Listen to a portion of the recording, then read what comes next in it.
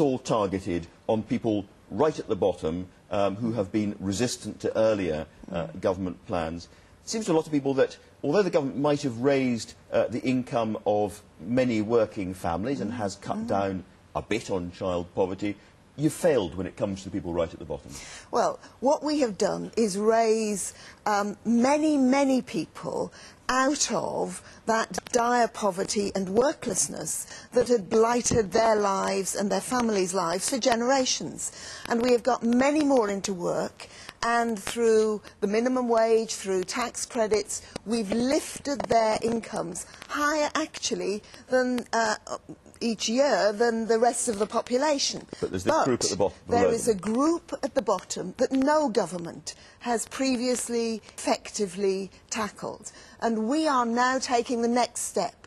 And it is because those just above have actually been doing much better that this group have become even more exposed. A lot of these people don't want your intervention and don't want your help. Well, my problem is I've worked with a lot of them over the years, and I know that they too have aspirations for their family. They too would like their children to be doing well for all sorts of reasons. Some, they just haven't had the experience, they've not had the role models, they've not had the ability to actually see what they can do to raise their children's opportunities.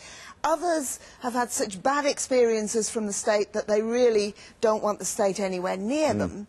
But what I do know, because I've worked there and I've done it, is that if you can find what it is that will really tap into them, then you can begin to change their belief in themselves and their ability to cope with the world and to raise their children more effectively. So give us some examples of what you're talking about.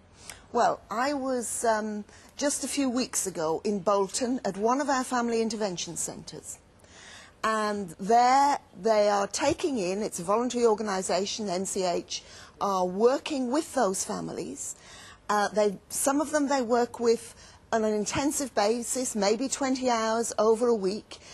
I met some who were actually living residentially in a property with 24-hour availability of workers. Now, most of them had gone in because if they hadn't gone in, they knew they were about to lose their house or their children would be taken into care.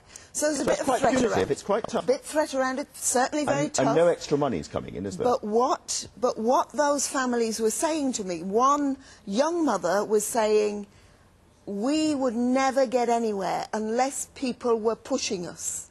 My partner is a drug addict. He is this morning. I couldn't see him because he was that morning at a treatment centre.